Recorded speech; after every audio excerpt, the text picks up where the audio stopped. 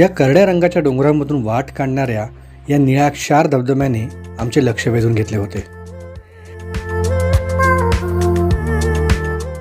तहानलेल्याला जसं पाणी मिळावं आणि तो तृप्त व्हावा असे आम्ही ही जागा पाहून झालो होतो.